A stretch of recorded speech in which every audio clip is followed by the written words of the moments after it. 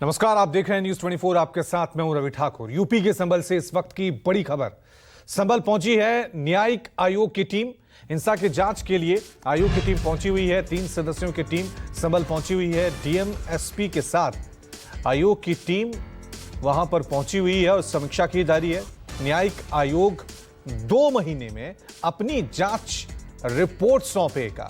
तो बड़ी खबर संभल हिंसा से जुड़ी हुई ये बड़ी खबर है।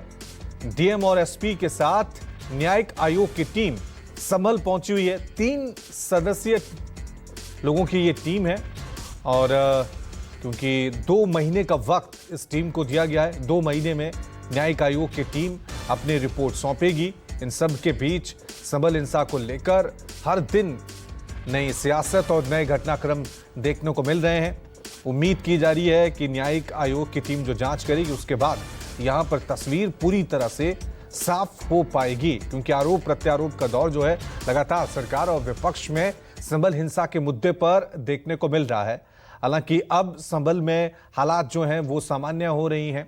लोग अपनी जिंदगी को आम दिनों की तरह जीने की अब कोशिश कर रहे हैं, लेकिन इन सब के बीच संभल हिंसा के मुद्दे पर सियासत रुकने का नाम नहीं ले रही है। बहरहाल जो बड़ी अपडेट सामने आई है उसके मुताबिक न्यायिक आयोग की टीम संभल पहुंच गई है। चलिए इस खबर पे और ज्यादा जानकारी के लिए सीधा रुख करते हैं मेरे सहयोगी विमल का। विमल, जरा बताएं क्या अपडेट है आपके पास?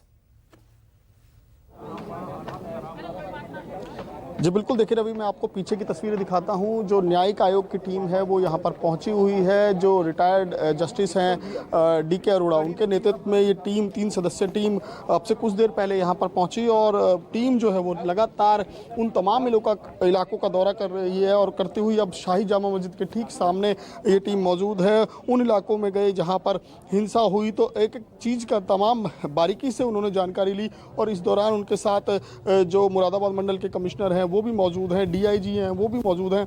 इसके अलावा एसपी संभल और डीएम संभल जो हैं वो भी उनको तमाम जानकारी दे रहे हैं कि कैसे इसकी शुरुआत हुई, कैसे सुबह 7 बजे जब सर्वे था, सर्वे की टीम यहाँ पर पहुंची, उसके बाद भीड़ इकट्ठा होना शुरू हुई और भीड़ अचानक से उग्र कैसे हो गई, ये तमाम चीज़ों की जानकारी एक एक चीज़ की बारीकी से जानकारी हासिल की जा रही है। और उसके बाद अब मस्जिद में, क्योंकि मस्जिद कमेटी के भी लोग मौजूद हैं, जो मस्जिद के सदर हैं ज़फ़र अली वो भी मौजूद हैं, तो उनसे भी बातचीत की जा रही है। यानी कि यही नहीं केवल प्रशासन से ही जानकारी नहीं बल्कि दोनों पक्षों से भी यहाँ पर जो है जानकारी ली जा रही है। साथ ही साथ जो हिंसा जो ग्रसित इलाके हैं वहाँ का भी टीम ने दौरा किया है और वहाँ पर भी लोगों से बात की है। एक एक तस्वीर, क्योंकि वीडियोस भी बहुत सारे इसमें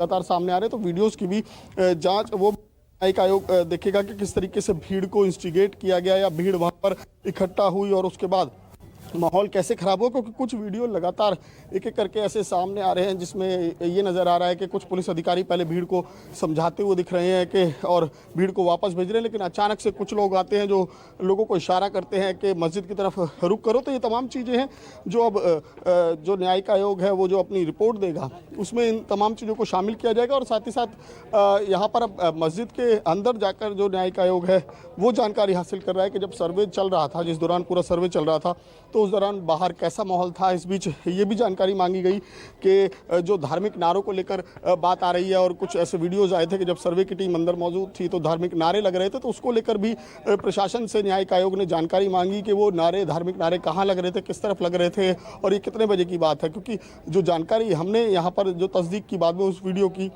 वो पता चला कि वो तब के हैं जब सर्वे की टीम जब नीचे वापस चली गई और वो जगह इस मस्जिद से करीब 100 से 150 मीटर नीचे की तरफ पड़ती है। तो ये तमाम जानकारियां न्यायिक आयोग को भी उपलब्ध कराई गई। तो बहरहाल प्रशासन के तमाम अधिकारी जो उस दौरान संभल में मौजूद थे जब संभल में हिंसा हुई, वो तमाम अधिकारी अभी न्यायिक आयोग के साथ हैं और हर चीज़ की उन्हें जानकारी दी जा रही है। जी रवि।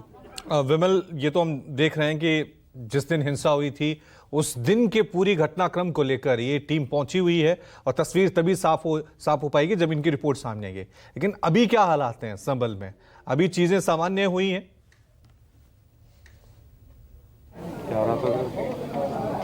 जी बिल्कुल, देखिए अगर मैं संभल की तस्वीरें दिखाऊं तो हालात पूरी तरीके से सामान्य हैं। लोग अपने जो दिनचर्या होती है उस पर वापस लौट गए हैं, मार्केट्स खुली हुई हैं, लेकिन पुलिस बल एहतियात के तौर पर अभी भी भारी संख्या में यहां पर बना हुआ है। और ये शाहिद जामा मस्जिद का ही इलाका है जिस वक्त अब यहाँ पर जो है वो न्यायिक आयोग की टीम अंदर पहुंची हुई है। तो बहरहाल अगर बात करें संभल के माहौल की तो वो पूरी तरीके से शांतिपूर्ण है, और शायद यही वजह है कि प्रशासन ये चाहता है कि माहौल दोबारा ना खराब होने पाए। तो इसीलिए जो प्रोहिबिटरी ऑर्डर थे, जो प्रिकॉशनरी मेजर्स थे, वो अब उनको 10 दिनों के लिए बढ़ाया गया है। और उसकी जो सीमा है वो अब 10 दिसंबर तक ये है कि 10 दिसंबर तक किसी भी बाहरी शख्स को अंदर एंट्री ना करने दिया। इसके अलावा जो मैं दूसरी तरफ की तस्वीरें आपको दिखाऊंगा, ये जो इलाका है, ये मस्जिद की तरफ जो रास्ता जाता है उसका आप देख रहे हैं कि सामने किस तरीके से बैरिकेटिंग अभी भी की गई है। और यहाँ पर पहले से ही यहाँ पर भी जो भी अंदर शख्स आ रहा है तो उसका भी आधार कार्ड या उसका कोई आइडेंटिटी कार्ड चेक करके ही यहाँ पर एंट्री दी जा रही है, कि क्योंकि